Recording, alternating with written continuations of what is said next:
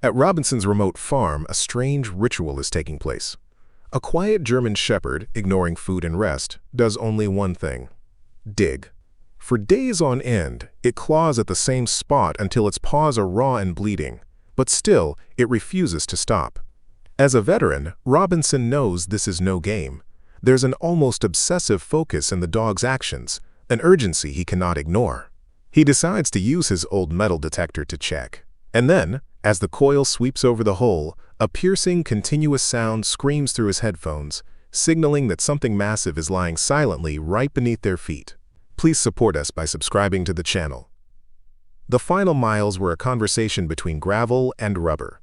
Robinson's old pickup truck, its blue paint faded to the color of a tired sky, complained with every rut and stone on the unpaved road. For the last hour, he hadn't seen another soul, only the endless sentinels of pine and birch that lined the path, their leaves just beginning to blush with the first hints of autumn. This was the Upper Peninsula of Michigan, a place that promised little more than space and silence. And for Robinson, that was everything. He was a man seeking emptiness, a quiet vacuum to counteract the noise that had lived in his head for decades. The city had become a constant assault, its sirens and shouts a cruel echo of a past he could never outrun. Here, the only sounds were the wind whispering through the trees and the low rumble of his engine. It was a good start. The truck crested a small hill, and there it was, the property. A listing on a forgotten corner of the internet, sold as is by a bank that had likely never sent a representative this far north. It was perfect. The farmhouse was a simple two-story structure, its white paint peeling to reveal the gray, weathered wood beneath. A sagging porch wrapped around the front, and a chimney of river stones stood crooked but defiant against the sky. To the left stood a large red barn, its roofline dipping in the middle like an old man's back. The 50 acres of land around them were a mix of overgrown fields and dense woods that stretched to the horizon. It was a place where a man could truly disappear. Robinson pulled the truck to a stop and killed the engine. The sudden, profound silence was almost a physical presence. He sat for a long moment, his hands resting on the worn steering wheel. He was a man of 54. Though the lines etched around his eyes and mouth suggested a life lived longer and harder. He was tall and lean, the kind of wiry strength that comes from physical work, not from a gym. His brown hair was cut short, military style, with a distinguished frost of silver at the temples. A thick, neatly trimmed beard and mustache, more gray than brown, covered a jaw that was perpetually set. His face was rugged, carved by sun and worry, but his eyes, a deep and thoughtful hazel, held a softness that contradicted the harshness of his features.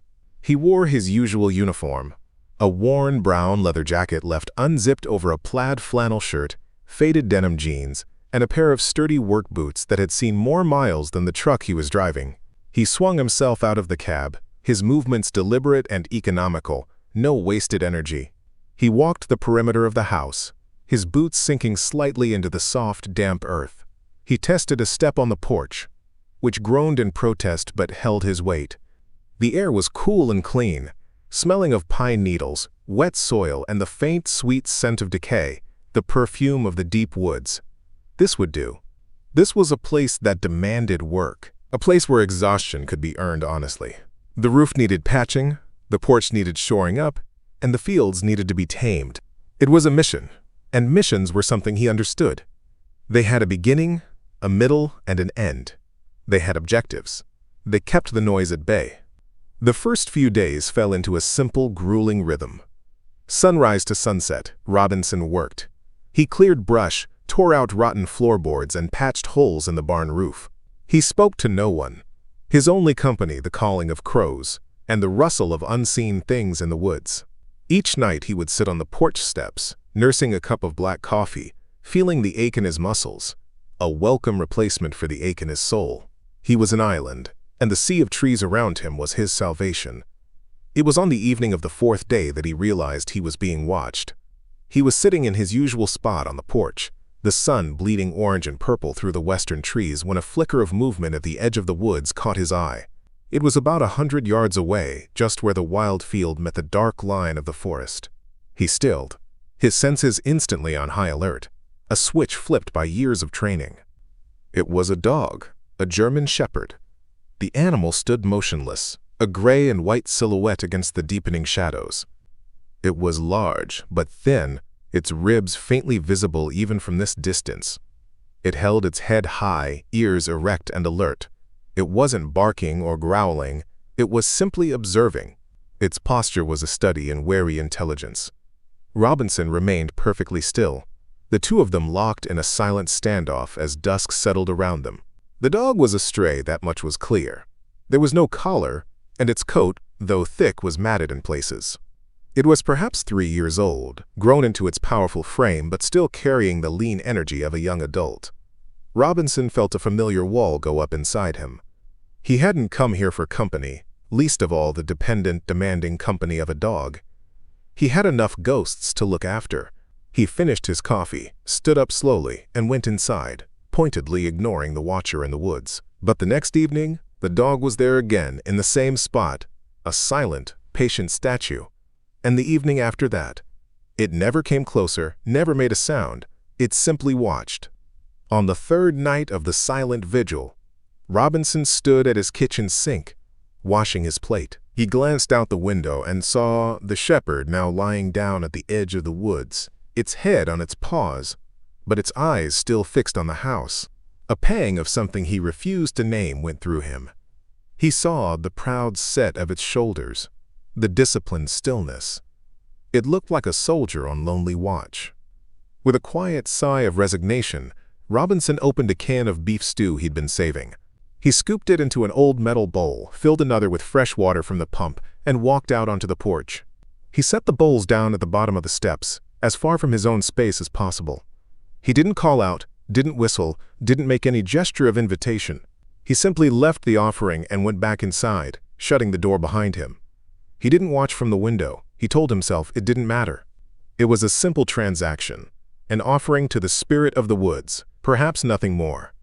The next morning, when he stepped out onto the porch with his coffee, the bowls were empty, licked clean, and at the edge of the woods, the German shepherd sat watching him. It didn't look grateful, it simply looked present. A cautious, unspoken acknowledgement had passed between them. A fragile link had been formed in the vast, quiet land. 2 weeks passed. The silent agreement between man and dog solidified into a quiet routine, as predictable as the rising and setting of the Michigan sun. Every morning, Robinson would place a bowl of food and fresh water at the bottom of the porch steps. Every morning, the German shepherd would emerge from the tree line, wait for Robinson to retreat into the house, and then eat its meal. The dog's weariness had softened, but the distance remained. It no longer vanished completely after eating, often choosing to lie down in the tall grass of the field, a gray and white sentinel observing Robinson's work from afar. Robinson still rarely spoke to him, but he had started to think of him, to account for his presence in the landscape of his new life. The dog needed a name. For days, Robinson had considered and discarded options. They felt too familiar, too much like an invitation for a companionship he wasn't ready for. But the dog's most defining feature was its eyes. They were constantly scanning, observing, taking in every detail of the environment with a calm, methodical intensity. They missed nothing. It reminded Robinson of the old rotating dishes he used to see on military bases, sweeping the horizon for threats. One afternoon, as he watched the dog track the flight of a hawk across the sky, the name came to him, simple and functional. Radar. It fit. It acknowledged the dog's nature without demanding affection. It was a name a soldier would give to a piece of essential equipment. The work on the farm was slow but steady. Robinson had repaired the worst of the leaks in the barn roof and had begun the painstaking process of replacing the rotted joists in the farmhouse floor. The physical labor was a balm, leaving him too tired at night for the memories to gain their usual foothold. The silence he had craved was his constant companion. For the first time in years, he felt the faint stirring of something that might one day become peace. And then the ritual began. It started on a Tuesday morning, crisp with the promise of a cool day. Robinson set out the food as usual, but Radar was not in his customary watching spot. Robinson scanned the field and found him 100 yards from the barn, in a patch of weeds and overgrown clover. He was digging. Robinson thought nothing of it at first. The fields were likely riddled with gophers and field mice. It was normal dog behavior. He turned his attention to cutting a new support beam for the porch. Hours passed, filled with the rhythmic rasp of his handsaw and the clean scent of fresh-cut pine. Around noon, he paused to wipe the sweat from his brow and looked out at the field. Radar was still there, in the exact same spot. The hole was visibly larger now, a dark scar of overturned earth in the green and gold field. Dirt flew from between the dog's powerful front legs in steady, rhythmic sprays. His entire body was focused on the task, muscles taut, tail low. Robinson watched for a full minute. There was no playful pause, no sniffing the air for a lost scent. It was pure, relentless work. A flicker of unease went through him. He pushed the feeling aside and went back to his work, but he found his gaze drifting to the field more and more often. By the time the sun began to dip low, Radar was still digging. His movements were slower now, his sides heaving with exhaustion, but he had not stopped. When Robinson put out the evening meal, Radar ignored it completely, a first since his arrival. He simply left his hole long enough to lap greedily from the water bowl before trotting right back to continue his strange project. The next morning, the unease in Robinson's gut had grown into a cold knot of certainty. This was wrong. He woke to the sight of Radar already at the hole, digging with a renewed frenzy. Robinson walked out into the field, stopping about 30 feet away so as not to spook him. The hole was deep now, a proper pit. "Yep, hey!" Robinson's voice was rough from disuse. "That's enough! Leave it!" Quote. Radar stopped instantly. He looked up, his intelligent eyes meeting Robinson's. A low whine escaped his throat, a sound of profound frustration. His snout and paws were caked in mud. Then, as if Robinson hadn't spoken at all, he lowered his head and resumed digging with fierce determination. Robinson stood there, baffled and deeply troubled.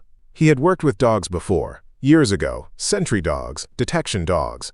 He knew what single-minded focus looked like. It was a trait bred and trained into them. But this was different. This was a stray driven by some unseen, unknown force.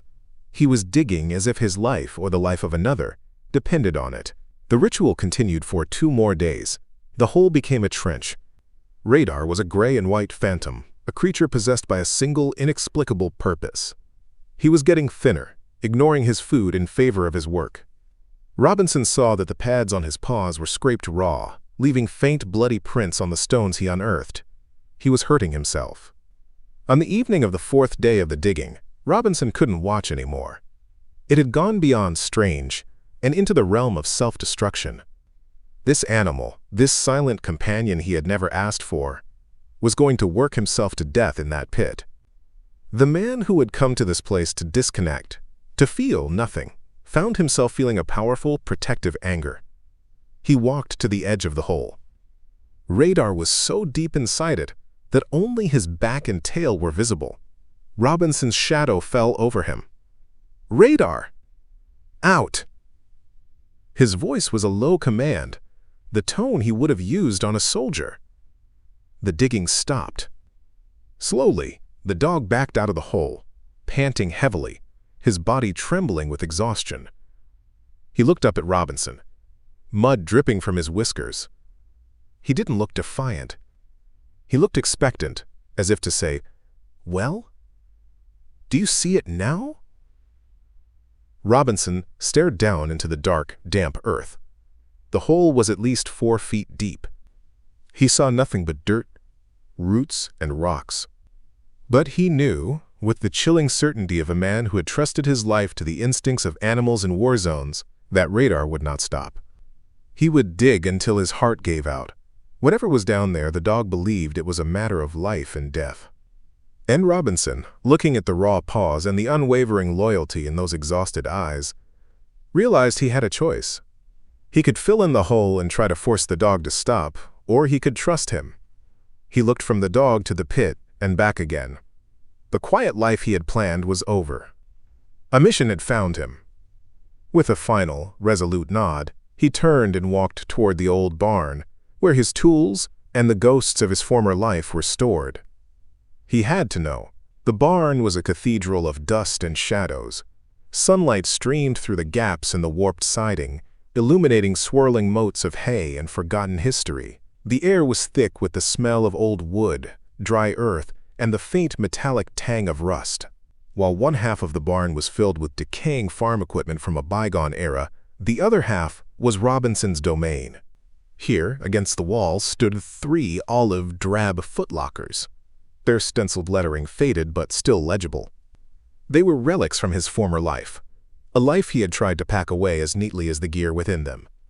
Radar followed him inside, his claws making soft clicking sounds on the concrete floor. The dog seemed to sense the shift in his companion. The quiet farmer was gone, replaced by someone more focused, more intense. Robinson knelt and unlatched the center locker. The hinges groaned in protest. Inside, nestled in custom foam cutouts, was the equipment of a combat engineer, a man who dealt in secrets buried beneath the earth. He lifted out the metal detector. It was not a cheap, flimsy model for beachcombing. It was a heavy, military-grade piece of hardware, designed for finding landmines and unexploded ordnance. Assembling it was pure muscle memory, his hands moving with a fluid efficiency that felt both foreign and deeply familiar. He attached the coil, adjusted the shaft, and slung the control box over his shoulder. The weight of it was a familiar burden. He walked back out into the bright sunlight, Radar trotting silently at his heels. The dog sat near the edge of the pit, a patient supervisor, his head cocked as Robinson slipped on a pair of heavy headphones and flipped the power switch on the detector. The world went quiet, replaced by the soft, steady hum of the machine in his ears.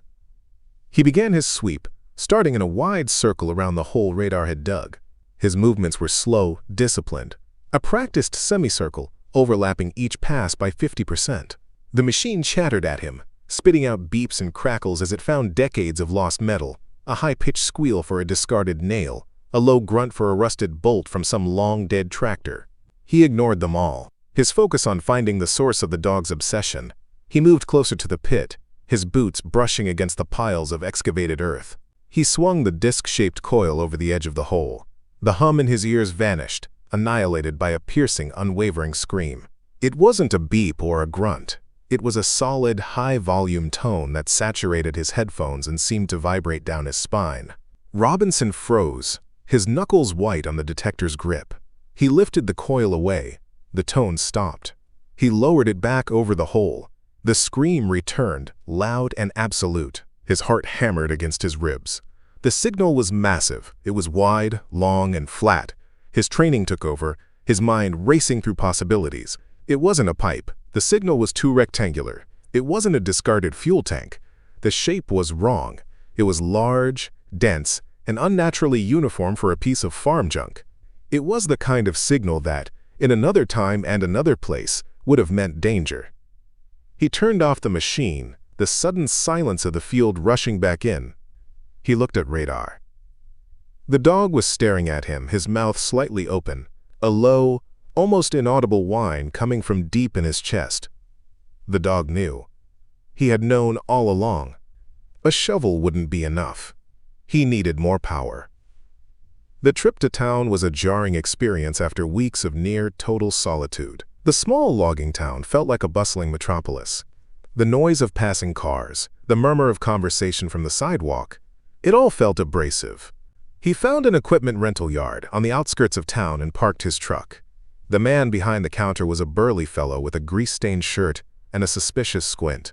Robinson kept the interaction brief, his words clipped. He needed a mini excavator for a few days, clearing some old foundations, he stated, offering no further detail. The man grunted, glancing at Robinson's old pickup. "You won't be hauling that thing yourself," he said, stating the obvious delivery will be an extra $50. First thing tomorrow morning, Robinson nodded, paid the deposit and the delivery fee, and gave the man the farm's remote address, which earned him another squint. He left without another word, a profound sense of relief washing over him as the town disappeared in his rearview mirror. The real work would begin tomorrow. The next morning, true to the man's word, a heavy-duty flatbed truck from the rental company rumbled down his gravel driveway. The driver expertly unloaded the small yellow machine near the pit, collected a signature, and was gone in less than 15 minutes. Back at the farm, the real work began. The sun was high in the sky as he fired up the small machine. The diesel engine roared to life, shattering the peace of the valley. Radar retreated to the shade of the barn, watching from a safe distance. Robinson was a careful operator. He didn't just tear into the earth. He shaved it away, layer by layer, widening the pit Radar had started. The bucket of the backhoe took bite after bite of the dark, rich soil. The hole grew from 4 feet deep to 5, then 6. The air grew cooler, smelling of damp clay and deep earth. Still nothing. He began to wonder if the detector had been wrong, if he was just on a fool's errand, driven by a dog's strange fixation. He pushed the bucket down for another scoop, deeper this time. It bit into the soil, and as he pulled back on the lever, he felt a jarring shudder run through the entire machine, followed by a sound that made his teeth ache.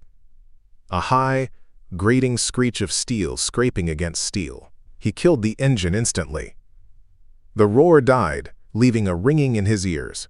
He scrambled out of the cab and half slid into the pit. The spot where the bucket had hit was scraped bare. With his hands and then a shovel, he began to frantically clear away the surrounding earth. The soil was dense and heavy, mixed with stones. He worked until his shoulders burned, sweat stinging his eyes. A patch of color emerged from the dirt.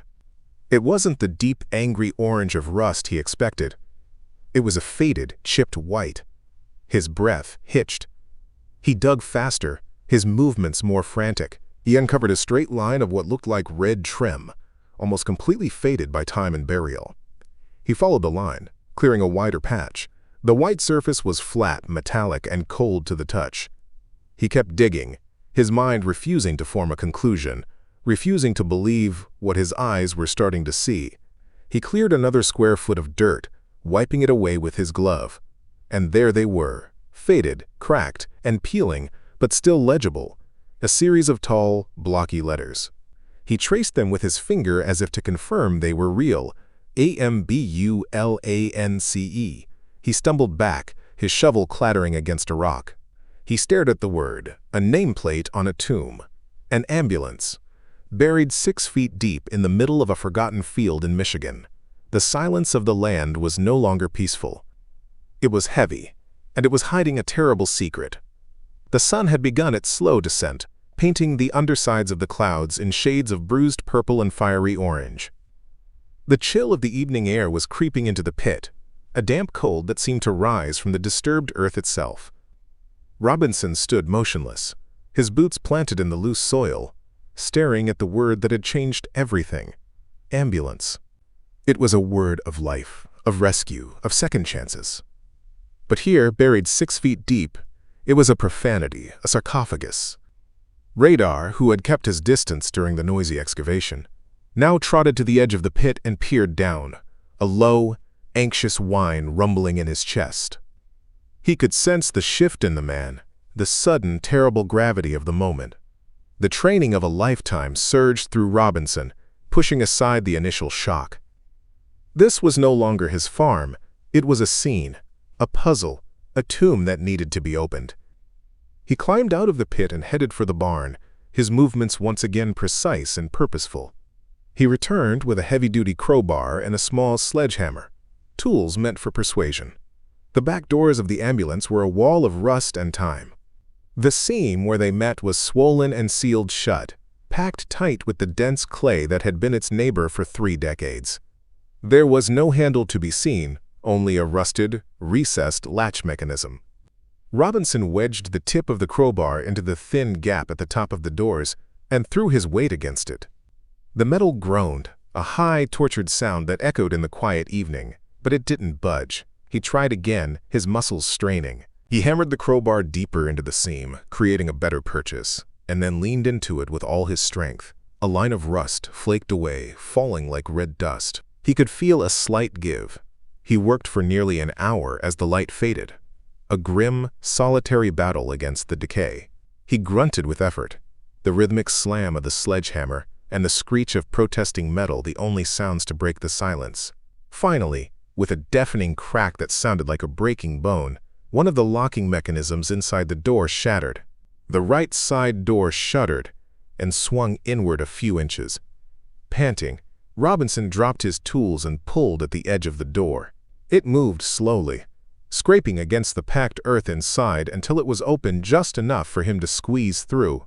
He retrieved a heavy flashlight from his workshop and aimed its powerful beam into the darkness. He had expected to see an interior, a gurney, medical cabinets, an empty space where life had once been saved. He was met with a solid wall of black earth. The beam of his flashlight revealed a cross-section of dirt, roots, and small stones, packed as tightly as if it had been shoveled in and tamped down with deliberate force. The vehicle was full, completely, utterly full. From the floor to the ceiling, from the back doors to the driver's cab, a cold dread, far deeper than the simple shock of finding the vehicle, washed over him. This was not a panic disposal. This was a methodical, laborious entombment. Someone had spent hours, perhaps an entire night, filling the steel box with the very earth it was buried in, ensuring its contents would never be found. He took a deep breath, the air tasting of metal and damp soil. There was no turning back now. He retrieved a smaller, military-style entrenching tool from his footlocker. With the flashlight braced on a ledge inside, he squeezed into the narrow opening and began to dig. It was claustrophobic, grim work. The air inside the ambulance was stale and cold, devoid of life.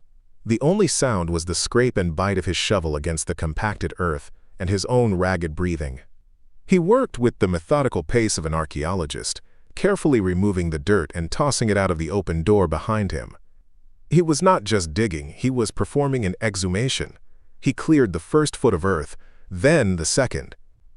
The beam of his flashlight cut a stark white circle in the oppressive darkness. He was about halfway into the vehicle's interior now. His shovel struck something that wasn't a rock.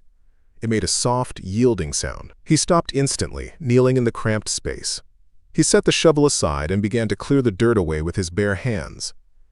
The earth was cold and slightly damp.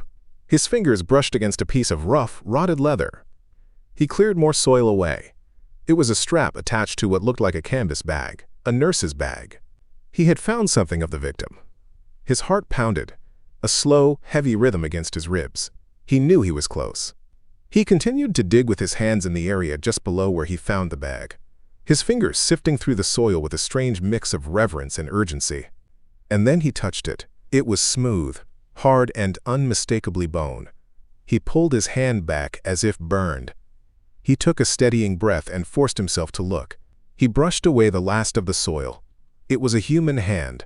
The bones were yellowed with age, but the structure was perfect, the delicate phalanx still partially encased in the tattered remains of a uniform sleeve.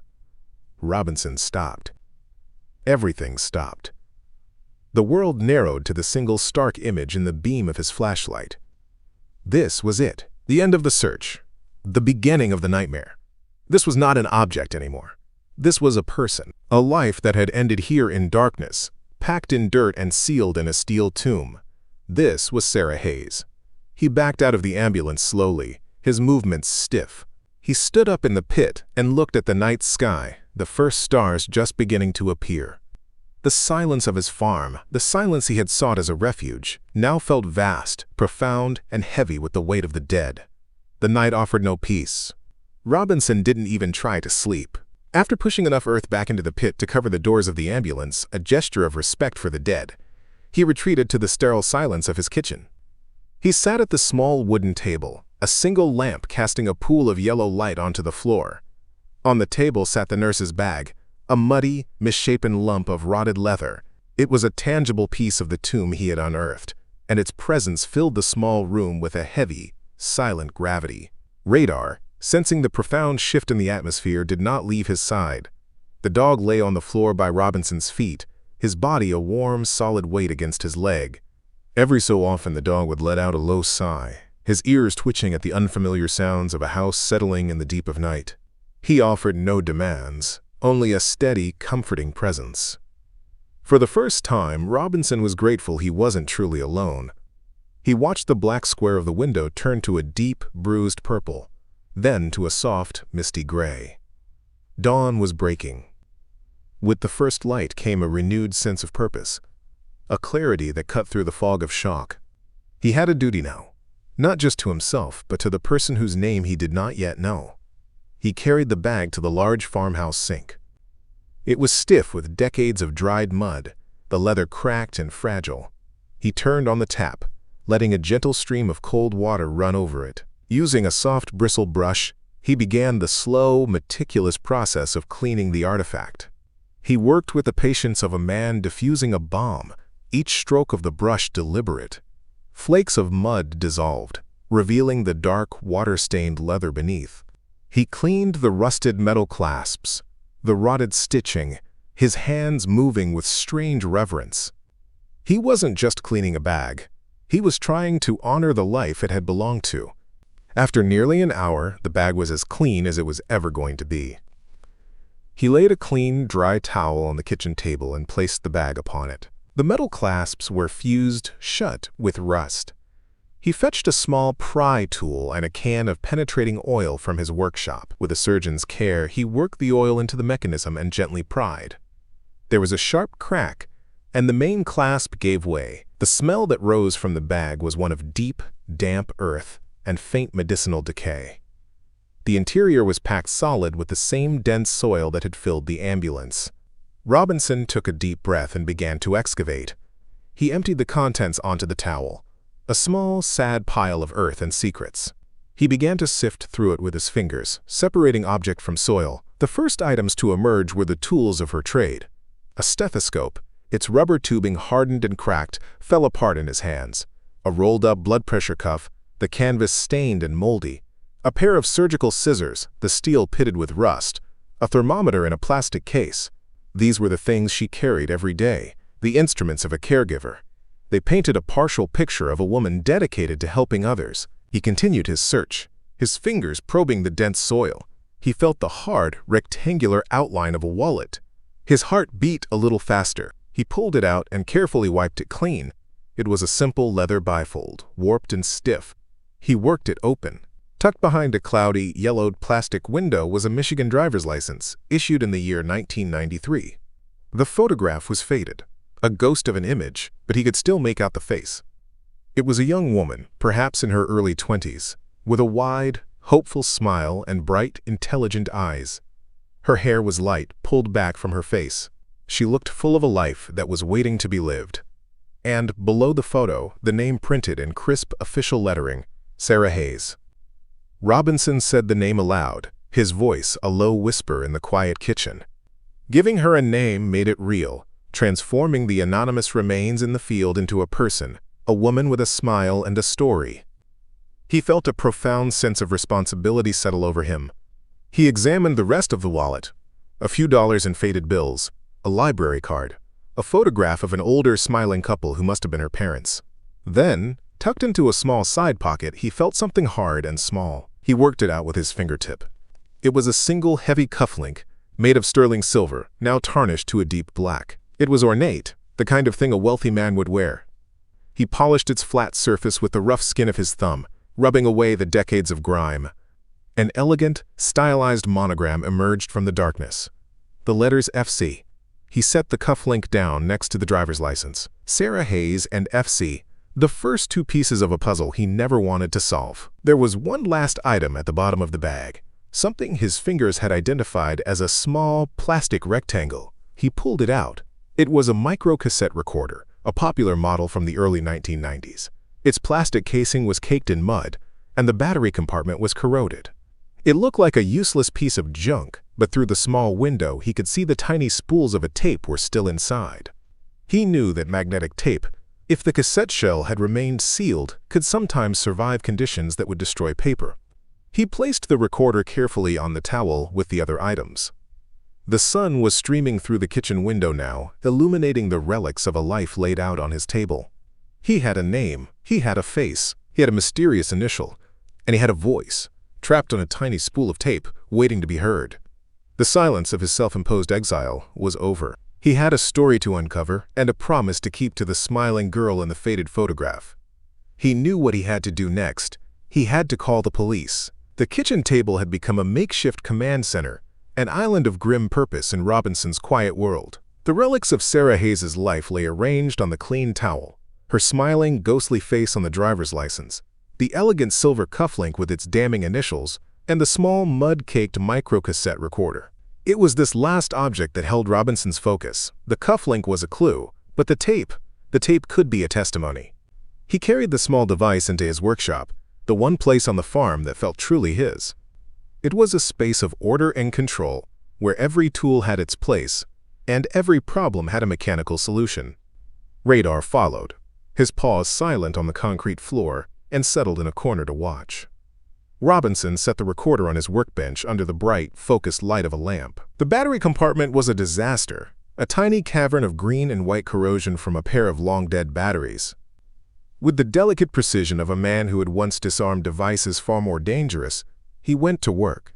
He used a small pick to scrape away the worst of the corrosive buildup from the metal contacts, his movements steady and economical. He cleaned the residue with a cotton swab and a drop of alcohol, his brow furrowed in concentration as he worked. He absently reached out and stroked Radar's head, a gesture that was becoming more natural with each passing day. His fingers brushed against the inside of the dog's ear and paused. There was a subtle roughness there, something that didn't feel like skin. Curiosity piqued, he gently tilted the dog's head toward the light. Radar, trusting him completely, allowed the inspection.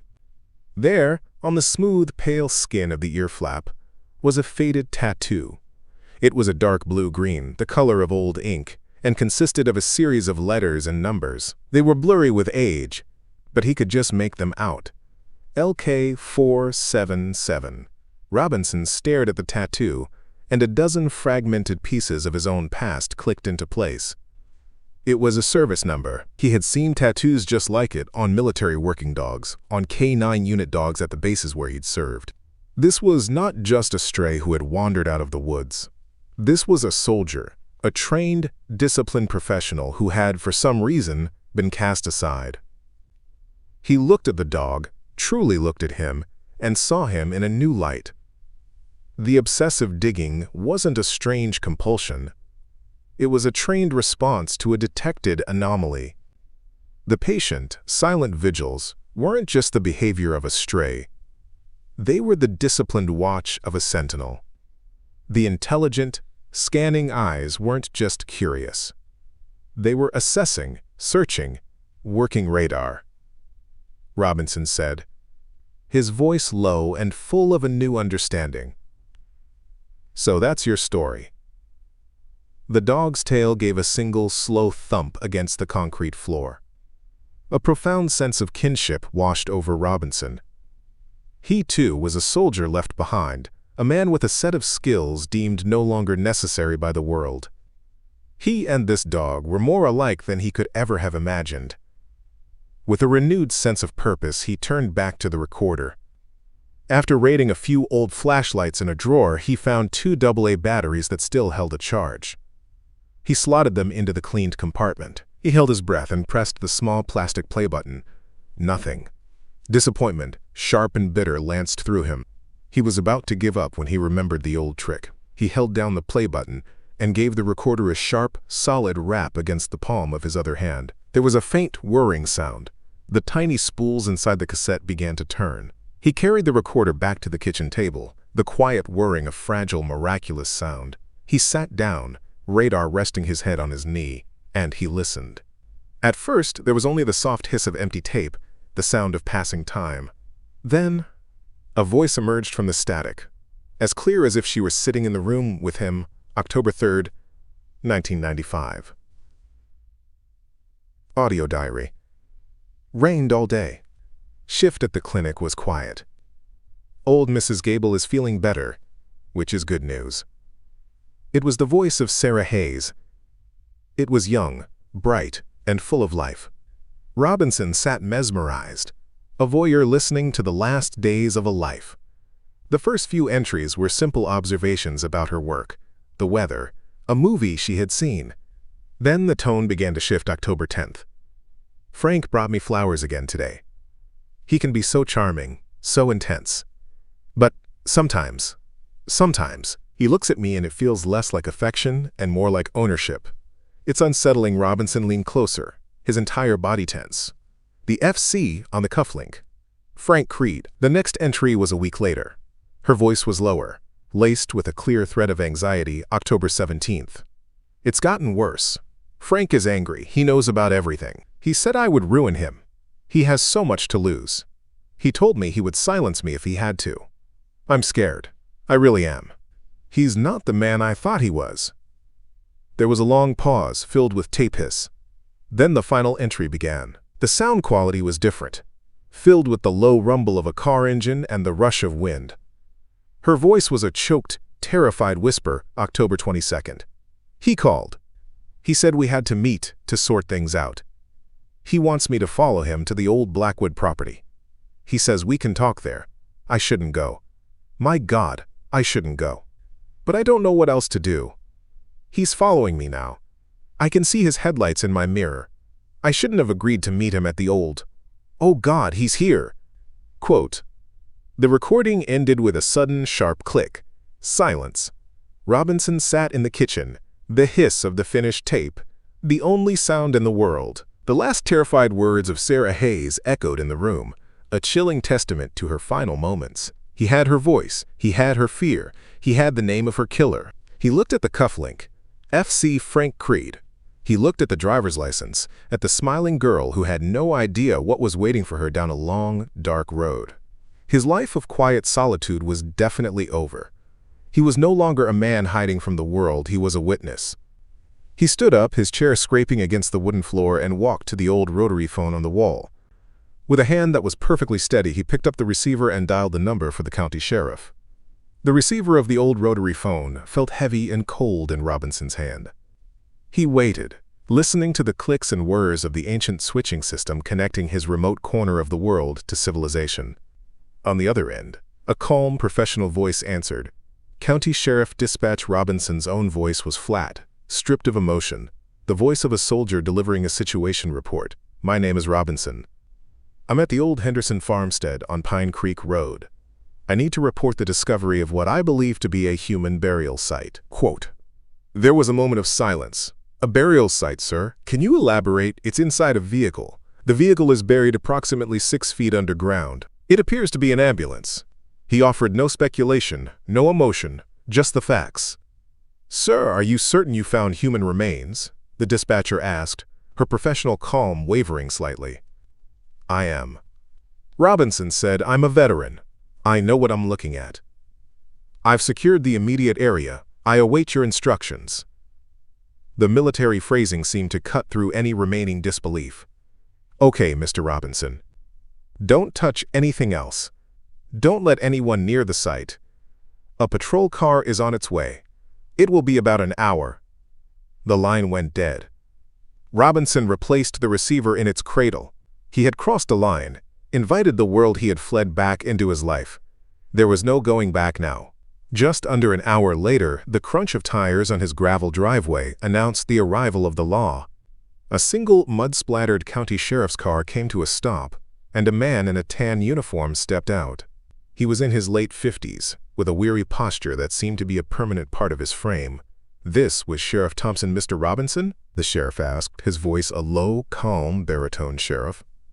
Robinson acknowledged with a nod. "It's back here." He led the way to the pit, radar watching silently from the porch, a low growl rumbling in his chest. The sheriff took in the scene, the backhoe, the piles of earth, the gaping hole, and the exposed rear of the ambulance. He peered into the darkness with a heavy-duty flashlight, his expression grim and unreadable. Robinson recounted the events of the past few weeks, starting with the dog's obsessive digging and ending with the discovery of the remains. He spoke in the same factual, detached tone he'd used on the phone. When he was finished, he led Sheriff Thompson back to the house. The relics were still laid out on the kitchen table. The sheriff examined each item. He picked up the driver's license. Sarah Hayes. Quote, he said, his voice barely a whisper. "I remember this. I was a rookie back then, 1995. Her car was found out on the highway. No note, no signs of a struggle. She just vanished. Her family was devastated." Robinson pushed the microcassette recorder forward. "You need to hear this." He pressed play. The small speaker crackled to life, and the last terrified words of Sarah Hayes filled the silent kitchen. Sheriff Thompson listened, his face hardening, the weariness replaced by a grim resolve. He looked from the recorder to the FC on the cufflink, Frank Creed. He said, the name tasting like something bitter in his mouth. His family, the Blackwoods, used to own this land. He stood up. Mr. Robinson, as of right now, this entire farm is an active crime scene. I'll have my deputies put up tape. I need you to stay in the house and not disturb anything further. We'll take it from here. For 2 days, the farm was a hub of quiet, official activity. A small forensics team arrived, meticulously documenting and removing the contents of the steel tomb. By the end of the 2nd day, they were gone. The ambulance was covered with a tarp, and the pit was surrounded by a perimeter of yellow tape. Then an unnatural quiet settled over the farm once more. On the 3rd day, Sheriff Thompson returned alone. He looked older than he had 3 days prior. The resolve on his face had been replaced by a deep, simmering frustration. "They're stonewalling me," he said, standing in Robinson's kitchen. I took the tape, the cufflink, everything, and went to the county prosecutor to get a warrant for Frank Creed's estate. And nothing. My request was put on indefinite review. I got a call from the DA himself telling me to be careful, that Frank Creed is a pillar of the community, a major political donor. He told me not to ruin a man's reputation based on a 30-year-old recording and the ramblings of a recluse. The insult barely registered with Robinson. He was focused on the core of the problem. "So they're not going to do anything." "They're going to let it die," Thompson confirmed. "They want me to file the report, label the remains as Jane Doe pending a full analysis and move on. They're burying her all over again." That night, a quiet knock came at Robinson's front door. He opened it to find Sheriff Thompson standing on his porch out of uniform, wearing a simple jacket and jeans. His patrol car was gone. "I'm here off the clock, Robinson," he said. "Officially, my hands are tied. The system that's supposed to deliver justice is protecting him. It's rotten." He looked out into the darkness. "But I was a 25-year-old kid when that girl disappeared, and I've had to look her family in the eye for 30 years and tell them we had nothing. I'm not going to do it again. Officially, I can't ask you for a thing. You're a civilian on an active crime scene." He took a step closer. "But unofficially, you're a man with a certain set of skills. You're not part of their system. You found what no one else could find in 3 decades. I can't get a warrant, but maybe you can find something that will force their hand, something they can't ignore." He extended his hand off the books. "Just you and me. We get justice for that girl." Robinson looked at the sheriff's outstretched hand, then at the yellow tape fluttering at the edge of his property. He had come here seeking silence, but the world had brought him a voice that demanded to be heard. He clasped the sheriff's hand. "All right, Sheriff. Off the books." The old diner in town smelled of stale coffee, fried onions, and a lifetime of whispered secrets. Sheriff Thompson sat in a worn booth, fighting a battle on 2 fronts, publicly constrained and privately driven. He pulled out a simple flip phone and scrolled to an old, almost forgotten number. Neil Baxter. 30 years ago, Baxter had been the initial fleeting suspect in Sarah Hayes' disappearance. Thompson dialed Sheriff. A shaky, elderly voice answered. "What can I do for you?" "This is about Sarah Hayes. We found her, Neil, buried on the old Blackwood property." "Oh my God," Baxter whispered, shock heavy in his voice. 30 years. She was there the whole time." "You were questioned back then. You said you didn't know anything. Is there anything you remember now?" "Anything at all about Frank Creed." The name hung in the air. Baxter began to hyperventilate. "Creed! That monster!" "He came to me, Sheriff, after you questioned me. He knew I'd seen him arguing with Sarah by the old barn the day she vanished. He told me if I ever breathed a word, he'd burn my house down with my wife and kids inside. He had powerful people. He knew everything about my family. He even knew I owed a gambling debt. He said he'd frame me for anything. He had me," Sheriff Thompson listened, a cold fury rising. "Frank Creed was not just a powerful man. He was a monster." "It's all right, Neil. You did what you had to do. Thank you for telling me." He hung up, the old weariness gone, replaced by a steely resolve. Meanwhile, Robinson was working on his own front. He had called an old contact who ran a canine training facility, German Shepherd, male, gray and white coat, tattoo LK477, LK477, you say? Ah, here we go. Lucas. Unit K9 Lucas. German Shepherd male, served 2 tours in Afghanistan. Medically retired in 2021 due to severe PTSD after an IED blast. They called him Radar in the field. Blast messed him up good. Hypervigilant. Couldn't trust strangers. Guess he found his way to you, huh? Guess so, Robinson said, a profound sense of understanding settling over him. Radar. Lucas. A soldier like him, scarred by war, trying to find a quiet place to heal. So Radar, Robinson said later, looking at the dog, you're a hero, huh? And they left you behind. Just like me. The quiet, sad acknowledgement forged the bond deeper. The next morning, Robinson drove into town, his destination, the Hayes family home. It was opened by Emily Hayes, Sarah's younger sister, Mrs. Hayes. My name is Robinson. I believe I have something that belongs to your sister. He gently pulled out the cufflink and the microcassette recorder. Emily's eyes widened. This was Frank Creed's. Sarah hated it, said it looked like a fancy prison tattoo. Then she saw the recorder, her voice. She left a message. She did. Robinson nodded a final message, but there's something else. Her favorite earrings, the silver hummingbirds. Did she have both when she died? No, she only had one. She lost the other one. She told me she'd argued fiercely with Frank Creed at his old storage shed near the family's barn.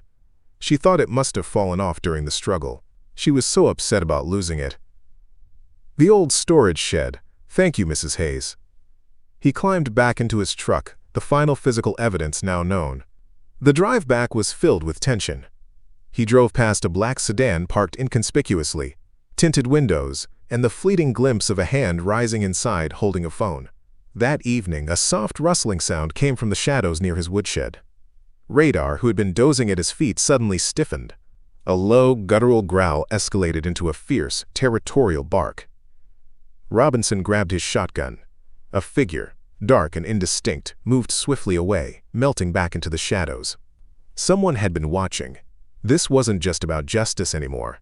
It was about survival. The morning after the trespasser, Robinson met Sheriff Thompson not at the station, but at a deserted fishing spot on the shore of a vast gray lake. He knows, Robinson said.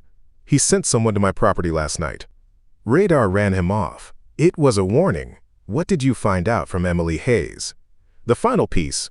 Robinson said a single silver hummingbird earring. Sarah lost it during a fight with Creed at his family's old storage barn. If it's still there, it's the one thing that physically ties her to his property. A needle in a haystack, Robinson. We can't get a warrant for a fishing expedition. Creed's lawyers would have it thrown out in a second, and he'd be tipped off. Then we don't go in through the front door, Robinson said. We make him show us where it is. We set a trap. The town's only cafe was the sawmill. Robinson walked in, a deliberate stranger. He ordered coffee and nodded to the few curious glances he received. He recognized the groundskeeper from the Creed estate in a booth nearby, his audience. After a few minutes, Robinson pulled out his phone. He dialed the sheriff's direct line. Sheriff, it's Robinson. I've been thinking about what Emily Hayes said about that barn. I can't shake it. I have some equipment, the kind that's good at finding small metallic objects in old places. I figure it's worth a shot. I'm going to head over there tomorrow night after dark, see if I can't get lucky and find that earring. He hung up, left a few dollars, and walked out. The bait was in the water. That night there was no moon. The darkness was absolute. Robinson and Radar moved through the trees like shadows, approaching the Creed estate from the rear, a full day ahead of the schedule he had announced. Radar was in his element, his senses alert. The old storage barn loomed. Robinson used heavy bolt cutters on the rusted padlock, the snap of the metal unnaturally loud. He pulled out his metal detector inside the barn, but the ground was littered with junk. It was the haystack they had feared. After an hour of searching, he leaned against a support beam, frustrated. He looked over at Radar. The dog wasn't aimless. He was working, his nose systematically sniffing the gaps between the old floorboards. Suddenly, Radar stopped in a back corner near rotted tarps. He stood frozen, a low, intense whine escaping his throat. He looked at Robinson, then back at the floor, and began to scratch with intense, focused energy at a single spot. "What is it, boy?" Robinson whispered. He wedged his crowbar into the seam. The old wood groaned and splintered. He aimed the beam into the dusty crawl space below. There, in the center of the beam of light, was the source of Radar's fixation. Shattered iridescent glass, the faint cloying scent of perfume, and nestled amongst the fragments, winking in the light, a small tarnished piece of silver, a hummingbird, its wings outstretched in flight. The final piece. As his fingers closed around it, he heard a sound from outside, the crunch of tires on the gravel track. A car engine being cut. A car door slamming shut. Frank Creed had taken the bait. Robinson pocketed the earring and switched off his flashlight, plunging the barn into blackness. He put a hand on Radar's back, a silent command to stay. The barn door creaked open, and a powerful flashlight beam sliced through the darkness. "I know you're in here, Robinson!" Frank Creed's voice boomed, arrogant and cold. "Thought you could sneak around on my property, did you? I buried her once. I have no problem burying you right next to her." He raised a heavy tire iron. "You're wrong, Frank," Robinson said, his voice calm and even. As Creed lunged, the massive barn doors burst open from behind him. Two powerful floodlights mounted on patrol cars ignited, bathing the entire barn in brilliant, blinding light. Sheriff Thompson stood in the doorway, his service weapon drawn and steady. "Frank Creed." The sheriff's voice boomed, clear and cold. "You're under arrest for the murder of Sarah Hayes." Creed froze, caught in the glare, his face a mask of pure, unadulterated shock and disbelief. The arrogant monster had walked right into the trap. The clicking sound of the handcuffs echoed in the vast, silent barn. The flashing red and blue lights painted the old barn in chaotic, strobing colors. Robinson watched as a dazed and defeated Frank Creed, stripped of his arrogance and power, was placed in the back of a patrol car. He felt no triumph, only the quiet, immense weight of an ending. He gave his official statement. When it was all over, he and Radar drove back to the farm. The yellow crime scene tape was gone. The pit in the field had been filled in. The silence that greeted him was different now. It was no longer the oppressive silence of secrets, but something lighter, cleaner. It was the silence of a story that has finally been told. Weeks turned into a month. Robinson received periodic updates. Faced with the irrefutable evidence, the microcassette tape with Sarah's last words, the hummingbird earring, and the damning testimony of Neil Baxter, Frank Creed had confessed. Justice, after a 30-year delay, had finally been served. Robinson knew he had one last duty to perform. He had kept two items back from the evidence. He placed them in a small wooden box he had made, the tarnished silver hummingbird earring and the microcassette tape. He drove to Emily Hayes's house. She invited him in for coffee. After a comfortable silence, Robinson placed the small wooden box on the table between them. "I believe these belong to you," he said softly. Emily opened the box. She looked at the single delicate earring. Then her eyes fell on the cassette tape. Her voice, she whispered, tears welling in her eyes. I never thought I'd hear her voice again. She looked up at Robinson. "You didn't just find out what happened to her, Mr. Robinson. You brought a piece of her back home. After all these years, you brought her home." He left a few minutes later, quietly closing the door behind him, leaving Emily with the last precious remnants of her sister. His mission was complete. The drive back to the farm was different from all the others. The farmhouse didn't look dilapidated or lonely. It looked like a sanctuary. It looked like home. That evening, he sat on his porch steps. The air was cold and sharp. Radar, who had been lying by the door, stood up and walked over. He didn't just lie at Robinson's feet. He rested his heavy, noble head on Robinson's knee, looking up at him with those deep, intelligent eyes. Robinson stroked the dog's thick fur. He looked out over the field where the scar was already beginning to fade. He had come to this place seeking a silence that could drown out the ghosts of his past. He had wanted to disconnect, to build walls. But the land had other plans. It had given him a mission, and the mission had given him a partner. In fighting for a ghost from the past, he had found a reason to live in the present. He looked down at the magnificent animal. Radar, the canine soldier discarded and left behind. Robinson, The combat engineer haunted and withdrawn. Two old soldiers who had found each other. They had completed one final, unexpected mission. And here, in the profound, peaceful silence of the coming night, they had finally, truly found their way home. Sometimes, the deepest silence isn't found in solitude, but in the quiet companionship of a loyal friend. A shared purpose can heal the oldest wounds, and a journey toward justice for another can often be the road back to ourselves. If stories like this resonate with you, we would be honored to have you join our community by subscribing.